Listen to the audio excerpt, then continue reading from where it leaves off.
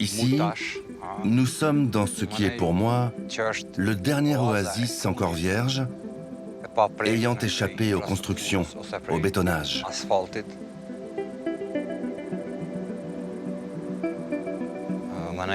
C'est formidable de voir que la nature peut encore s'épanouir au-delà des frontières. La nature, c'est un bien commun. Elle appartient à tout le monde. Pour moi, les frontières ont toujours été un non-sens. L'homme devrait pouvoir dépasser tout ça, vivre libre partout tout autour dans ses forêts. Moi, je me sens bien ici, entouré par la nature et la forêt.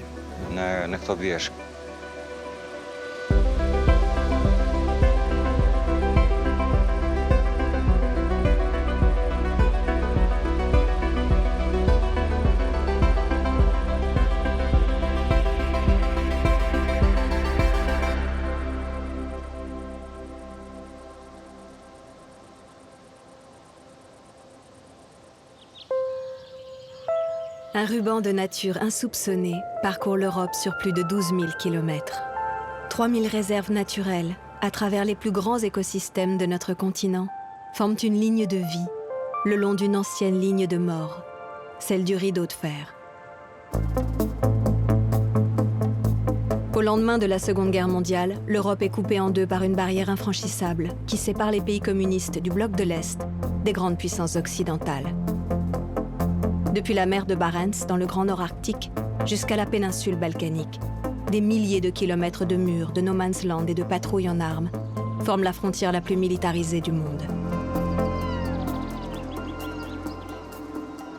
La nature, elle, même si elle a été bouleversée par endroits, a incroyablement profité de la présence de ce rideau de fer. Pendant des décennies, loin des nuisances humaines, à l'abri de cette frontière, elle s'est déployée.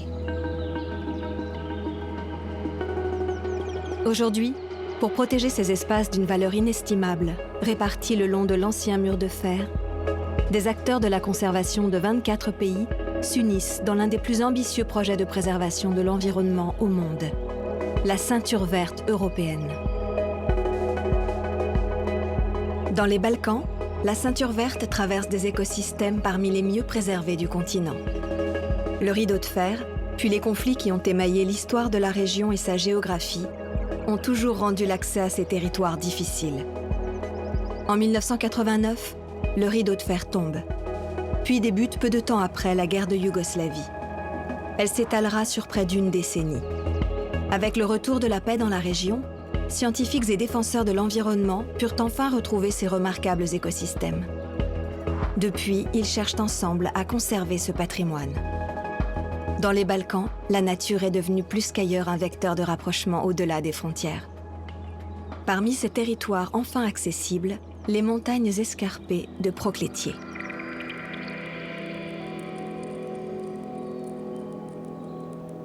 Là, dans cette partie de la ceinture verte à cheval entre Kosovo, Albanie et Monténégro, des hommes pistent une espèce rare que l'on croyait disparue d'Europe. Le lynx des Balkans est le plus fantomatique des félins européens. Depuis plusieurs années, Fatos Leitchi est sur ses traces.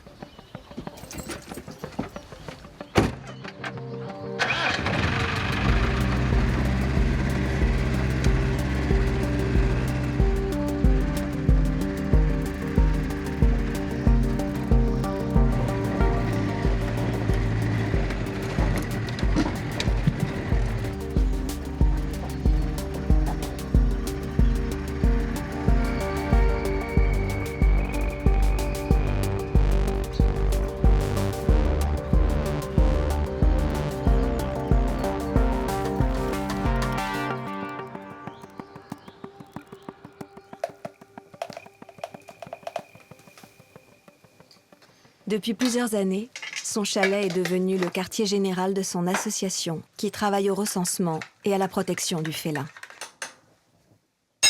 Je voulais te montrer les photos prises par nos caméras. Celle-ci, par exemple. On dirait un tigre de Sibérie. Oui, il est très beau. Une tache, et puis là, 1, 2, 3, 4. Donc c'est le même que sur la photo d'avant. Là par contre, c'en est un autre. Ah bon? À quoi tu vois ça? Regarde ces taches. Il n'a pas les 4, tu vois? Ces taches-là sont différentes. Pour l'autre, c'est en parallèle. Lui, c'est différent. Il les a en diagonale. Il y a donc 2 individus.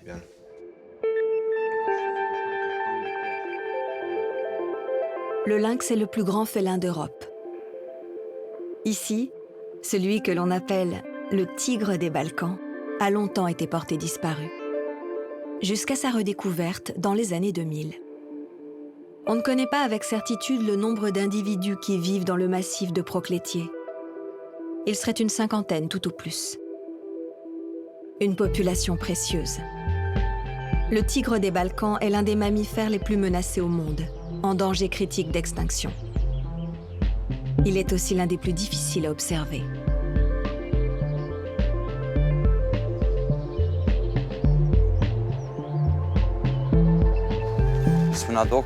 Ça n'a pas l'air d'un chemin où un animal peut se déplacer.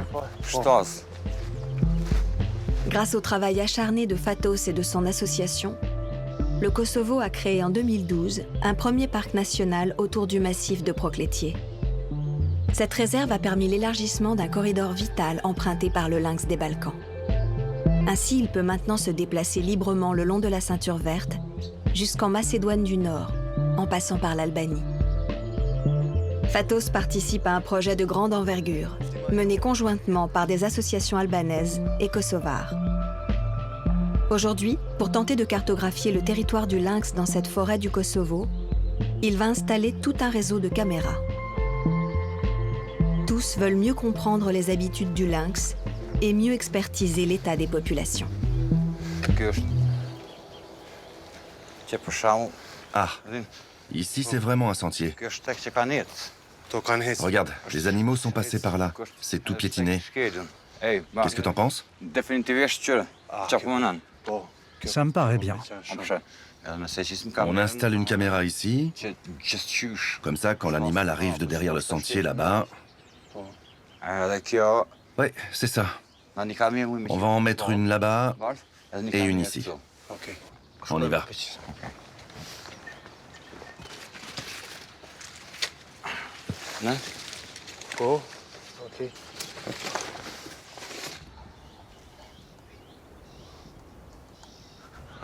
Elle m'a capté? Non, il faut la tourner un peu plus. Oui, encore un peu. De ce côté. Par là? Oui, c'est ça. Comme ça, c'est bien. Ça fonctionne?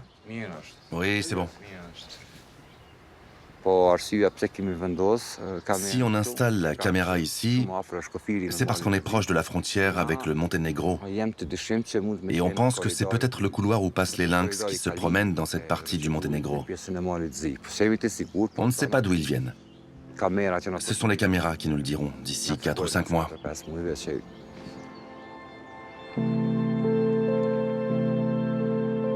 Depuis quelques années, les caméras ont livré des images exceptionnelles. Elles sont la preuve que ces montagnes constituent l'un des tout derniers espaces de nature sauvage d'Europe où des espèces aussi sensibles et menacées que le lynx trouvent refuge. Aujourd'hui, la survie du lynx des Balkans dépend de la protection de son territoire. Il s'étend sur plus de 5000 km², répartis principalement entre le Kosovo, l'Albanie et la Macédoine du Nord. Dans quelques mois, Fatos et Bard partageront ces images avec leurs homologues de l'autre côté de la frontière. Grâce à cette technologie, on a trouvé la trace d'un lynx dans la région de Rugova. La nouvelle s'est vite propagée et a fait couler beaucoup d'encre. Parce que ça semblait incroyable que le lynx soit toujours vivant dans la région.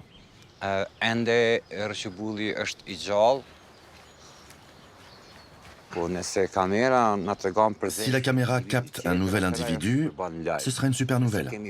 Et si on arrive à voir des petits, alors là, ce sera la plus belle des nouvelles.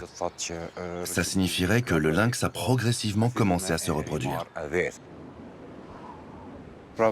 Ce projet d'observation des lynx fait partie d'un programme plus vaste, d'un programme transfrontalier. On travaille tous dans le même sens. Ensemble, on récolte des données et surtout, on peut influencer les décisions politiques des pays alentours.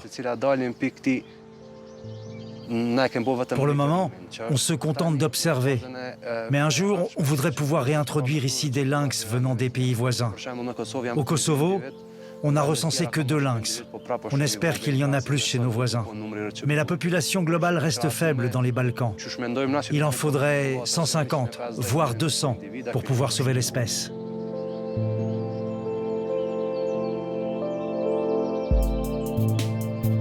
Voir un jour le lynx des Balkans se déplacer sur un territoire qui s'étend sur 4 pays est un véritable espoir. Et aussi un grand défi. Le lynx est un animal très mobile, ayant besoin de vastes espaces sauvages, riches en proies. Pour qu'une population s'installe de façon pérenne, il est capital que la coopération transfrontalière fonctionne malgré les divisions du passé. Les ennemis d'hier doivent donc établir des stratégies de conservation communes afin de garantir l'avenir du félin. Plus à l'est, en Bulgarie, loin des sommets escarpés, la ceinture verte s'étend sur les plaines du Sakar.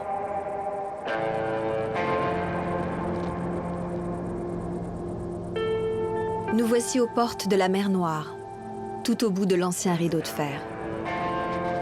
La péninsule balkanique fait face à la Turquie. Si elle incarne aujourd'hui le projet de la ceinture verte, cette région était autrefois l'une des frontières les plus verrouillées d'Europe, remplie de miradors, de barbelés et de gardes-frontières. Une époque qu'a bien connue Gradimir, membre de l'association Green Balkan.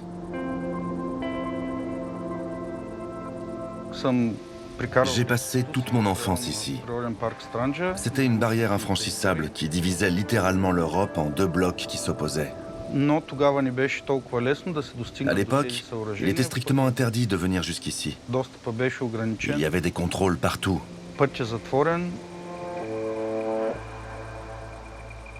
Seules les personnes qui travaillaient ou vivaient ici pouvaient arriver jusque-là. Il y avait des fouilles de voitures, des contrôles de documents d'identité.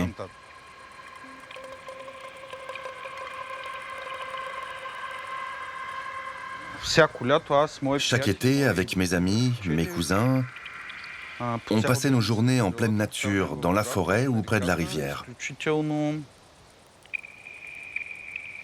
Aujourd'hui, cette frontière est devenue l'un des symboles de la ceinture verte. C'est elle qui nous a permis de préserver la nature, de la protéger. Ça nous montre que tout est possible, que la nature peut transformer une frontière qui divisait les gens en un trait d'union qui rassemble.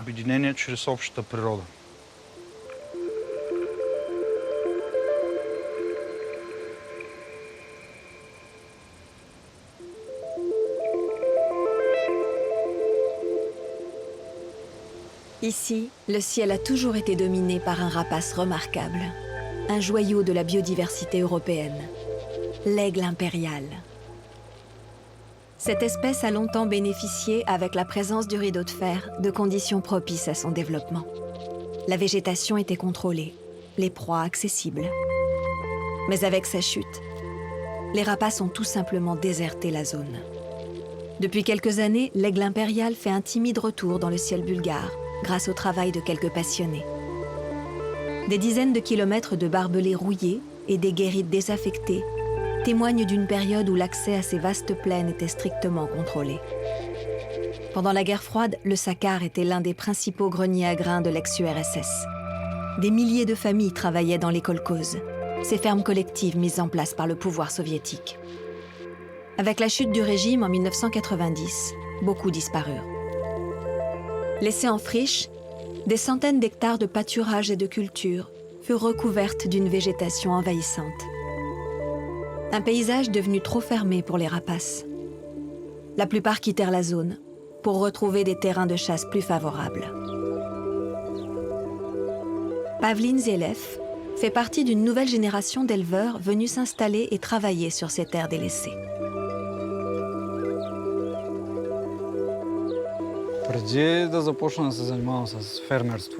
En 2012, je suis venu travailler ici.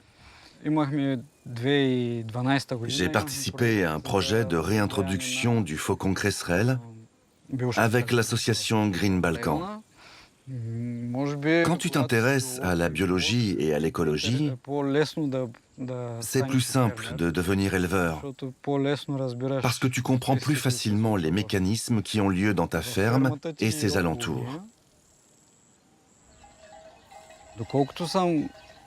Les personnes âgées qui vivaient ici à l'époque du régime communiste m'ont raconté à quel point la moindre parcelle était exploitée. La chute du régime a tout stoppé net. Cette terre a été mise en jachère. Plus personne ne travaillait ici. Il y a une dizaine d'années, quand je suis arrivé, la terre était envahie par la végétation. Mais récemment, avec l'augmentation du nombre de troupeaux, la terre a commencé à se nettoyer des mauvaises herbes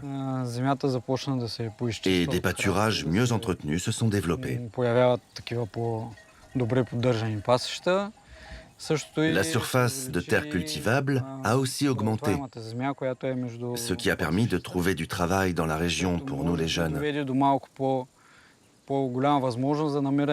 Alors bien sûr, j'espère que les choses vont continuer de s'améliorer et que les jeunes vont revenir.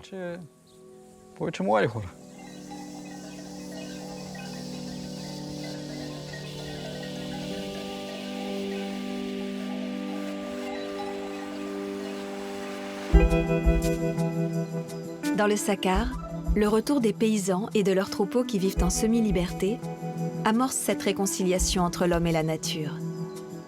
Pour l'association Green Balkan, les chevaux sauvages qui vivent dans la région ont eux aussi un rôle à jouer dans la préservation du paysage.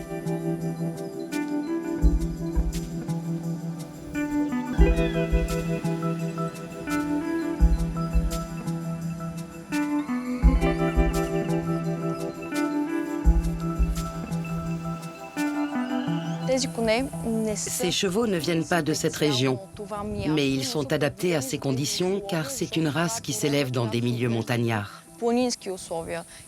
Les montagnes du Sakar sont parfaitement adaptées à leur élevage.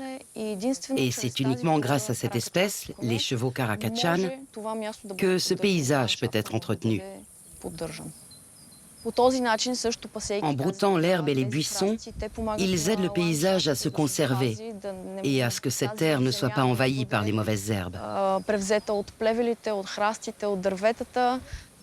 Et lorsque le paysage est bien entretenu, ça rend visible d'autres animaux, comme des petits rongeurs par exemple, qui sont des proies pour les rapaces.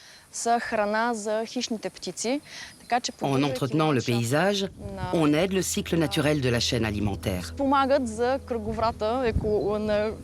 Et plus particulièrement les faucons et les aigles qu'on rencontre par ici. Ils peuvent prospérer en espérant plus facilement trouver des proies.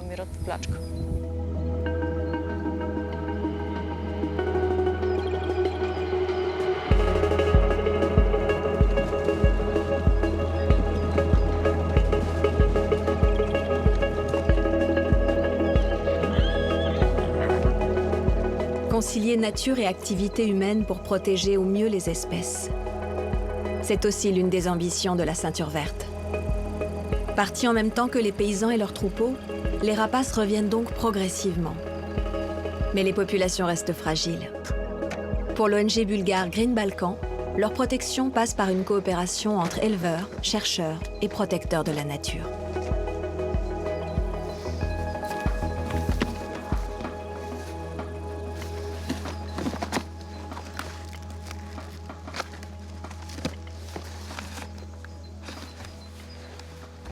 On va relâcher aujourd'hui cette buse dans la nature.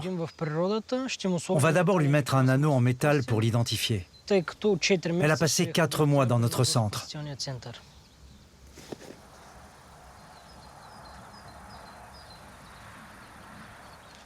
Il faut faire le plus vite possible pour ne pas la stresser et qu'elle reparte dans les meilleures conditions.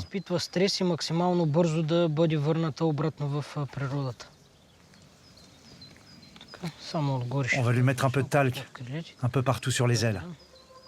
Ne bouge pas. Voilà, ça ira. Redresse-le. Bien, comme ça. Amène-le par là.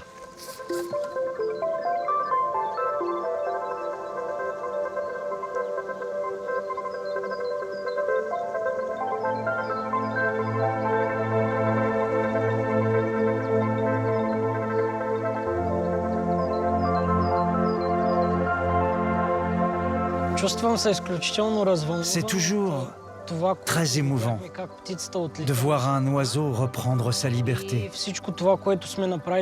Après tout le temps que nous avons passé à le soigner dans notre centre.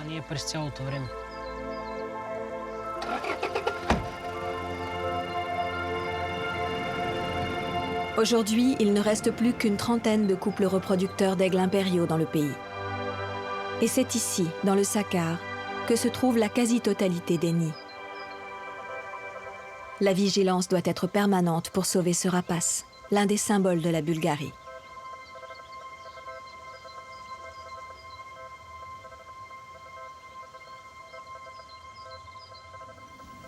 Regarde, ce sont des aigles impériaux. Fiston, tu vois? Tiens.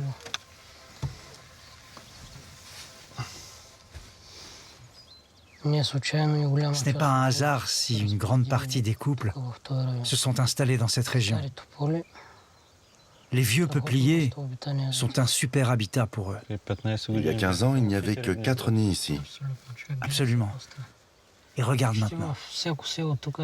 Dans presque chaque village, on peut voir un couple avec ses petits. Le plus important, c'est qu'il n'ait pas de problème avec la population.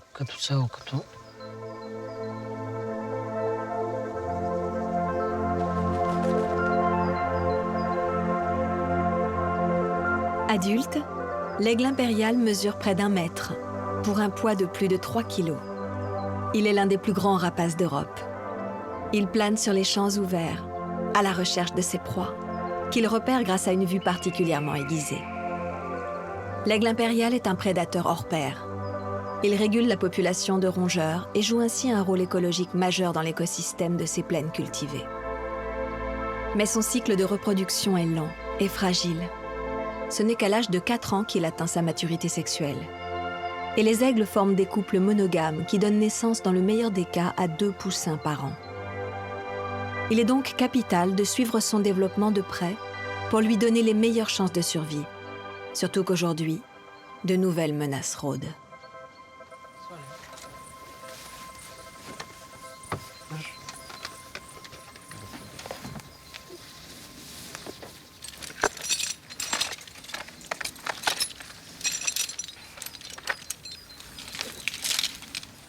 Yes!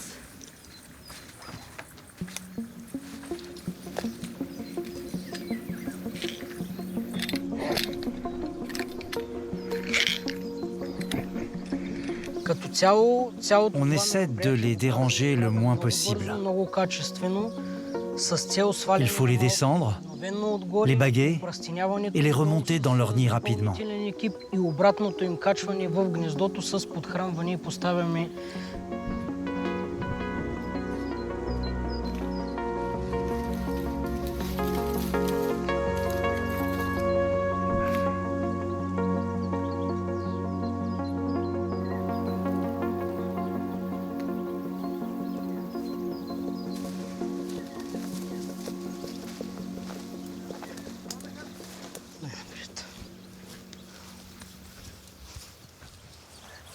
Celui-là est super petit.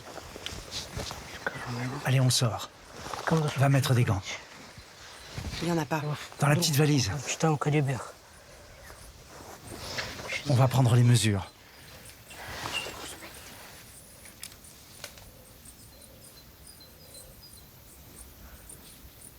33, 9. On mesure aussi sur l'autre? Oui. Doucement. Tout doucement.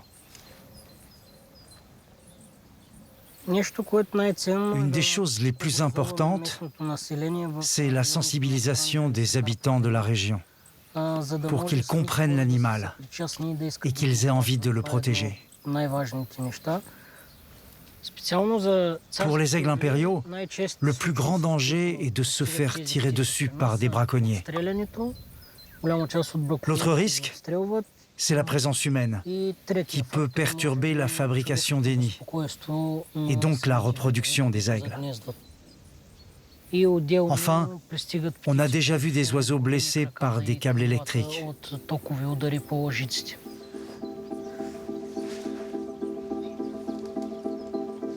Oh, celui-ci est beaucoup plus grand.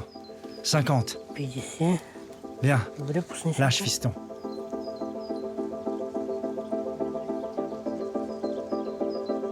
Grâce aux mesures réalisées par Rusco et son fils, chaque nouveau-né bénéficie d'une véritable fiche d'identité. Un outil indispensable pour un suivi précis de l'espèce et de l'évolution des populations. Personnellement, je me sens très fier de pouvoir aider cette espèce rare et si spéciale.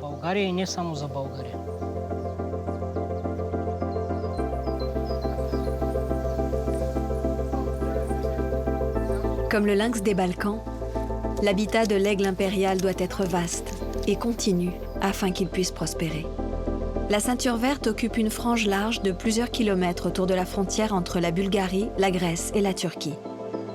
Grâce à la collaboration entre paysans et défenseurs de l'environnement de ces pays voisins, les populations du grand aigle majestueux devraient pouvoir se maintenir durablement dans les plaines du Sakhar.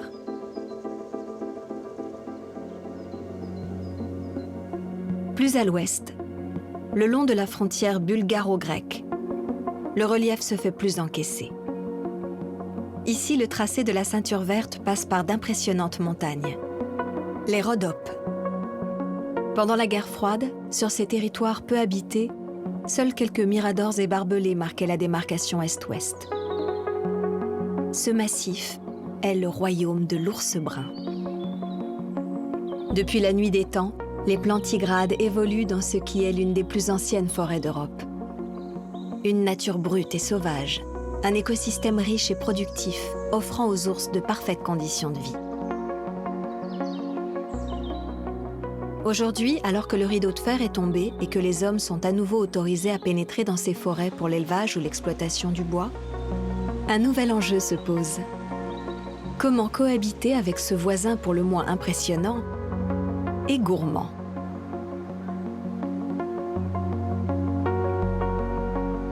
Regardez, voilà le résultat. C'est le couvercle, tout le reste est détruit. Ici, on voit les trous qu'il a fait avec ses griffes. Voilà, c'est tout ce qui reste. Pour manger le miel, il a tout détruit. Ce genre de visite, ça arrive souvent ici dans les Rhodopes. Il y en a tous les jours.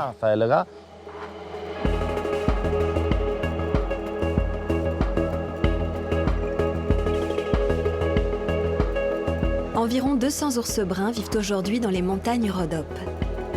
Il est donc nécessaire de mettre en place des stratégies pour éviter les conflits homme-animal, en aidant par exemple à sécuriser les exploitations.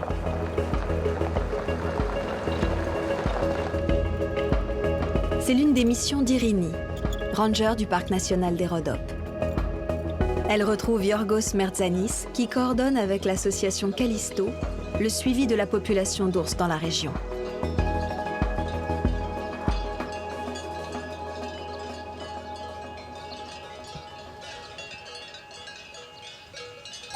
C'est intéressant ça. Il s'agit d'un des rares villages où ils font toujours de l'élevage. Et ils sont complètement isolés dans le parc naturel. Oui, il s'agit d'un des seuls villages avec 1 ou 2 habitants qui continuent à vivre de façon traditionnelle. L'élevage et les arbres fruitiers qu'on voit tout autour, c'est ça qui attire l'ours. Exactement. Il vient ici pour manger des prunes. Une des façons de l'en empêcher, C'est les chiens. oui, les chiens et les clôtures, pour les regrouper le soir dans un endroit protégé par une clôture électrique.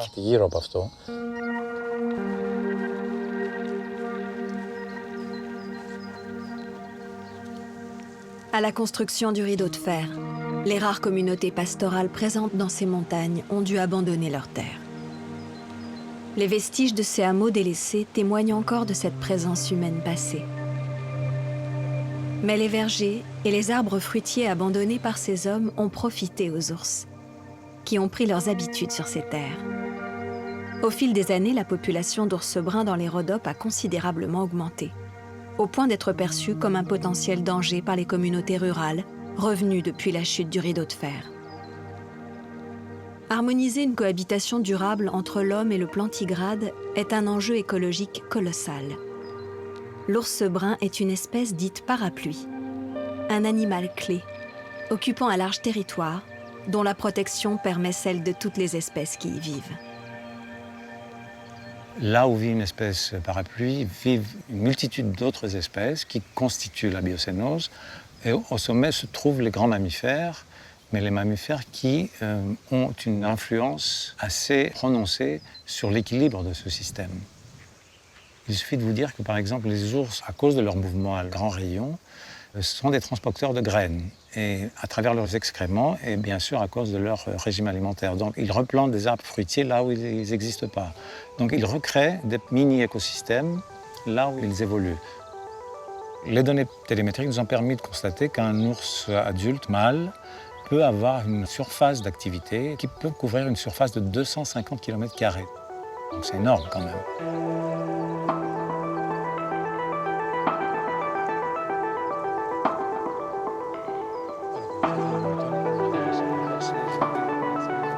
Aujourd'hui, Yorgos et Irini viennent relever les images d'une caméra trappe qu'ils ont installée aux abords de l'exploitation quelques semaines plus tôt. Qu'est-ce que c'est que ce camouflage?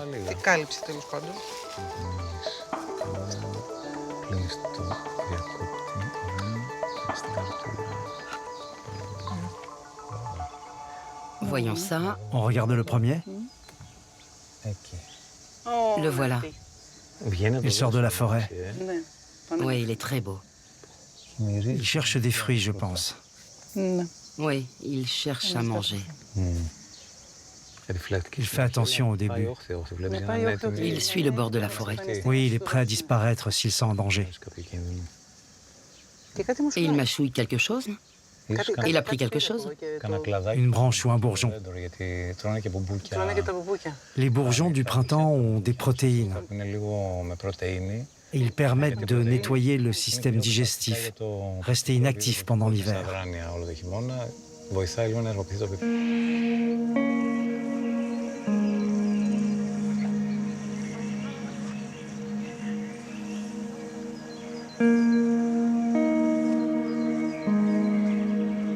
Les analyses qu'on a fait tout récemment, en 2021, ont prouvé qu'il y a un flux génétique, même minimal, entre les deux populations qu'on considérait jusqu'à tout récemment totalement à part.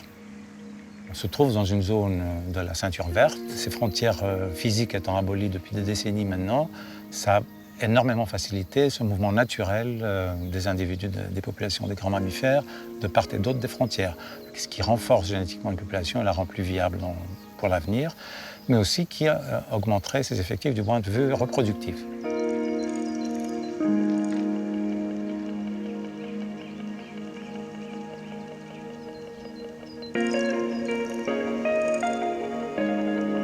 La conservation de l'ours brun a entraîné la protection d'une étendue de plus de 15 000 km² entre la Grèce et la Bulgarie.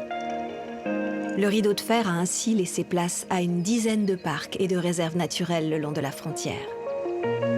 Mais certains intérêts économiques s'opposent parfois au projet de conservation de la nature.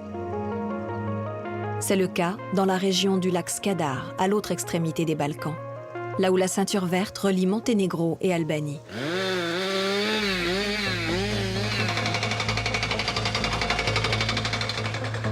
Ici, le développement touristique et économique menace les zones naturelles héritées du rideau de fer. Déforestation, complexes hôteliers, routes. Longtemps resté sauvage et faiblement peuplé, le paysage de cette région change à un rythme effréné. Pendant la guerre froide, les frontières albanaises étaient hermétiquement verrouillées. Des patrouilles armées surveillaient la circulation de bateaux dans le lac, empêchant toute tentative de traversée. Pour les oiseaux migrateurs, le lac est depuis toujours une escale bienvenue entre l'Europe et l'Afrique du Nord. Ses eaux poissonneuses et peu profondes offrent gîtes et couverts à une multitude d'espèces.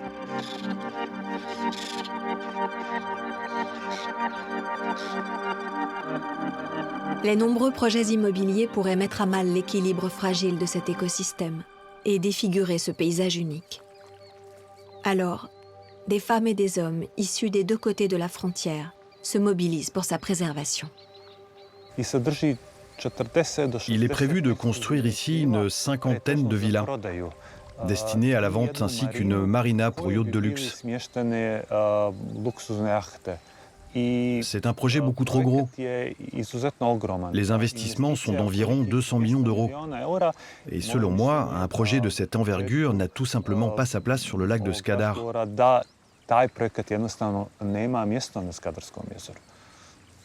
Nous n'avons pas réussi à définitivement stopper ce programme. Le permis de construire est toujours valable. Si le lac Skadar est encore vierge aujourd'hui, c'est uniquement par manque de fonds, de moyens de la part des investisseurs. Il faut rester vigilant. Ne permettons à personne de jouer avec la nature. Le Monténégro est incroyablement petit. Son écosystème est minuscule. Le lac de Skadar est si vulnérable et il est déjà très abîmé. Si nous autorisons de gros investissements et de gros projets, cela entraînera à long terme de graves répercussions. Cet écosystème est composé d'individus qui étaient là bien avant nous.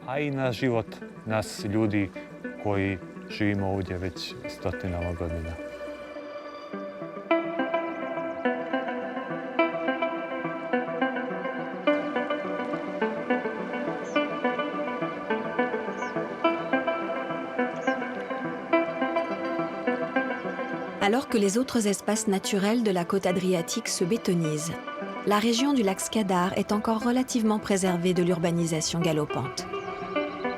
Mais pour combien de temps ? Aujourd'hui encore, la zone frontalière constitue un corridor naturel d'une grande richesse.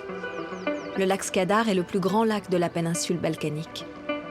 En déversant ses eaux jusqu'à la mer Adriatique, il forme une mosaïque de prairies humides, de plages, de petits lacs d'eau douce, de lagons saumâtres et de forêts.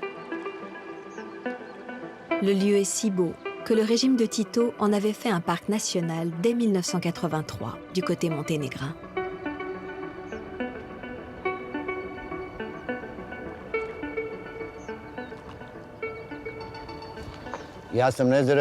Je pêche ici depuis 33 ans.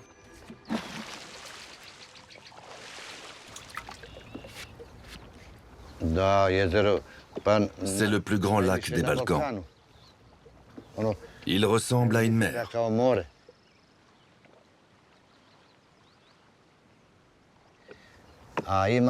Ici, la faune et la flore ont été préservées. Il y a beaucoup d'espèces d'oiseaux.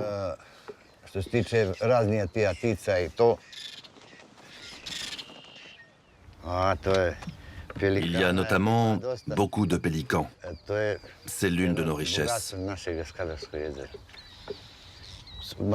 Chaque matin, ils apparaissent et ils se déplacent vers l'autre rive. Ils sont protégés, on en prend soin.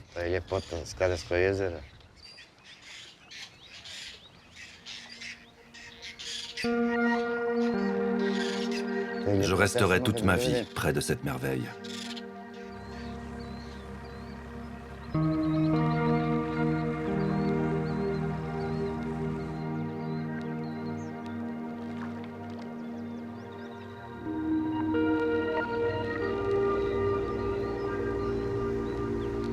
Depuis une vingtaine d'années, l'ornithologue monténégrin Andrei Visi étudie l'avifaune du lac Skadar. Régulièrement, il se rend en bateau au plus près des colonies pour documenter leurs effectifs et observer leur activité. Ce lac se distingue de beaucoup d'autres marécages dans le monde par la très bonne qualité de son eau. Il y a une rivière qui coule sous cette végétation, ce qui fait que le lac est constamment rempli d'eau fraîche. Et à côté de ces rivières, il y a plus de 50 sources sous-marines qui alimentent également le lac en eau potable, de première qualité. En ce moment, le niveau de l'eau est bas. On voit très bien de quoi est fait cet habitat. Toute cette végétation, ces tapis flottants, sont très importants pour la nidification des oiseaux, mais aussi pour la reproduction des poissons. Et c'est également là que tous les oiseaux trouvent leur nourriture et leur abri pour l'été. On est ici au cœur du lac, au beau milieu de ce qui relie le ciel et l'eau, là où l'habitat est le moins accessible et le plus intact. À cette période de l'année, l'astuce est de trouver le passage pour se déplacer au mieux en suivant les tracés laissés par les bateaux des pêcheurs.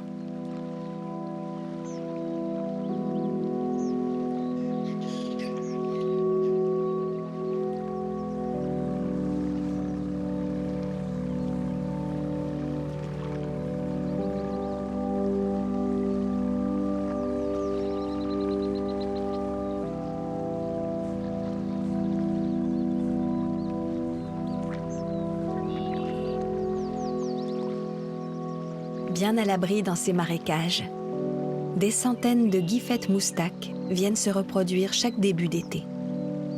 Pour Andrei, c'est la période idéale pour affiner le recensement de cette espèce migratoire. Il y a des nids tout près, avec probablement dedans des poussins. Ils sont peut-être déjà adultes. La végétation a poussé par-dessus. On ne peut pas les voir, mais cet habitat est très important, car il fournit un abri. Ces oiseaux sont assez territoriaux, et comme vous pouvez le voir, ils sont en train de défendre leur nid. On est certainement trop proche de leur colonie. Les poussins sont déjà grands. Il n'y a pas de réel danger pour eux. Mais nous sommes en pleine saison de reproduction. Il faut faire attention si on ne veut pas se faire bombarder d'excréments. Cela fait partie de leur comportement défensif.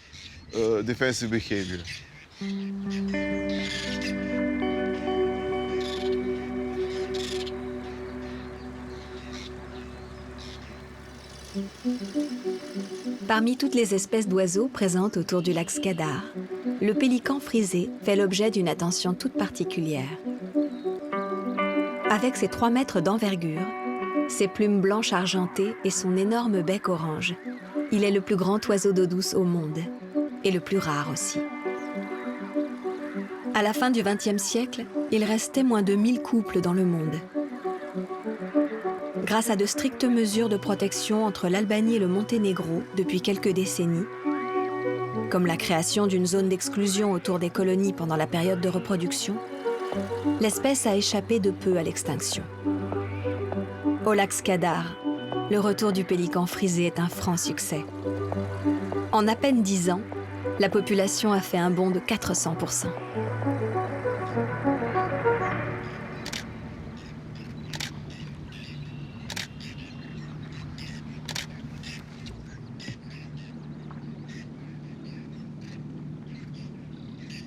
Le but de la ceinture verte est de relier les zones préservées et celles qui doivent encore l'être.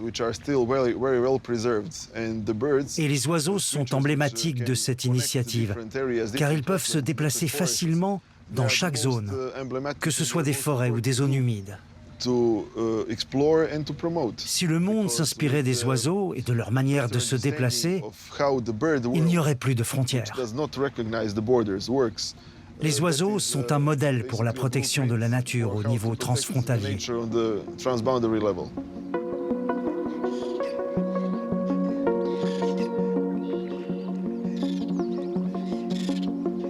Sur la route des oiseaux migrateurs, les lacs des Balkans sont une escale essentielle. Dans cette région encore marquée par de récents conflits, la préservation de cet environnement est devenue une priorité pour les nouvelles générations. Un moyen précieux de créer du lien entre des populations trop longtemps opposées. Comme dans la région de Prespa, située au croisement de l'Albanie, de la Macédoine du Nord et de la Grèce. Là-bas, des ateliers d'éducation et de sensibilisation à la préservation de l'environnement réunissent de jeunes scientifiques des 3 pays. Ensemble, ils partent à la découverte des centaines d'espèces d'oiseaux qui vivent dans ce sanctuaire niché au cœur des Balkans et participent à des comptages ornithologiques ou au recensement d'autres espèces. Une expérience ludique basée sur le partage.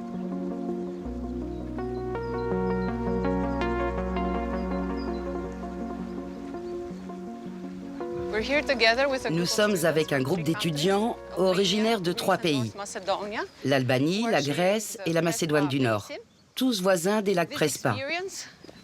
Cette expérience vient compléter ce qu'ils apprennent en cours. Ici, ils passent de la théorie à la pratique. En tant qu'ingénieur en environnement, on trouve ça important d'impliquer les jeunes générations dans notre travail, en particulier autour des frontières.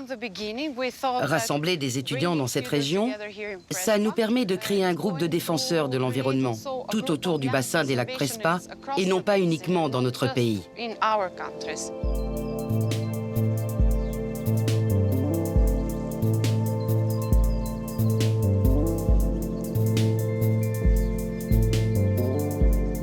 Les lacs ont toujours relié les populations, quelle que soit la rive sur laquelle elles se trouvaient. L'histoire les a longtemps séparés, mais aujourd'hui, grâce au parc transfrontalier, ils recommencent à travailler ensemble.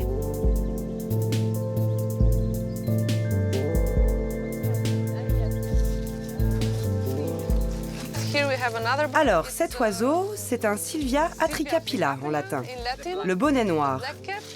Là, c'est une femelle. Vous voyez le haut de sa tête? Il est plutôt marron. Alors que chez le mâle, cette partie-là est noire.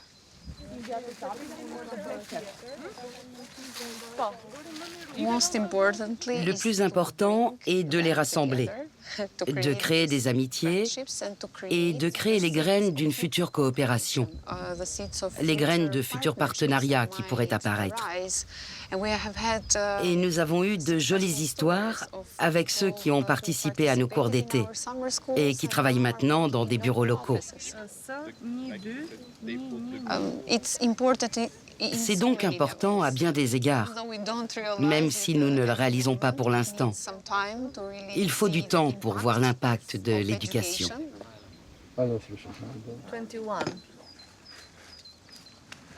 Kai Frobel, l'un des fondateurs de la Ceinture verte en Allemagne, a été marqué depuis l'adolescence par l'immense richesse naturelle cachée à l'ombre du rideau de fer. Il a consacré sa vie à la préserver. Sa présence en Albanie est un passage de témoin entre lui et la nouvelle génération. Un moment privilégié pour constater les fruits de son initiative. Les oiseaux sont un très beau symbole pour la Ceinture verte parce qu'eux n'ont pas de frontières. Les gens devraient s'en inspirer. Ils doivent pouvoir se faire confiance et trouver le bon contact entre eux. Parce que la Ceinture verte nous montre que si les frontières séparent, la nature, elle, relie, et qu'il est nécessaire de construire des ponts entre les biotopes, mais aussi entre les personnes.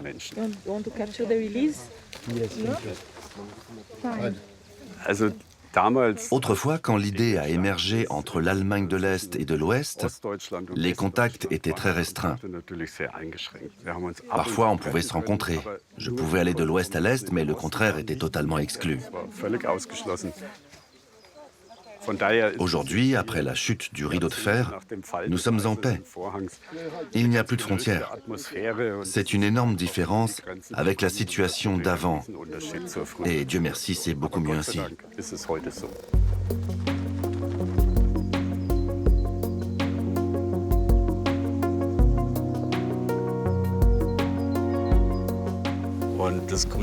La Ceinture verte européenne a été fondée il y a plus de 20 ans par des gens qui, pour la plupart, avaient vécu cette séparation de l'Europe.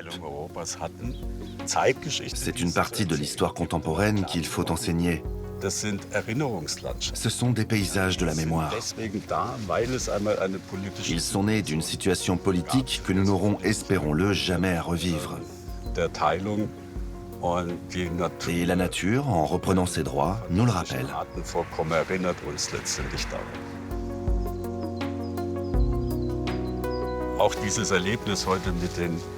Quand je vois tous ces jeunes, ces associations travailler main dans la main, ça me conforte dans l'idée que nous sommes sur la bonne voie et je suis convaincu que nous parviendrons à préserver la biodiversité en Europe.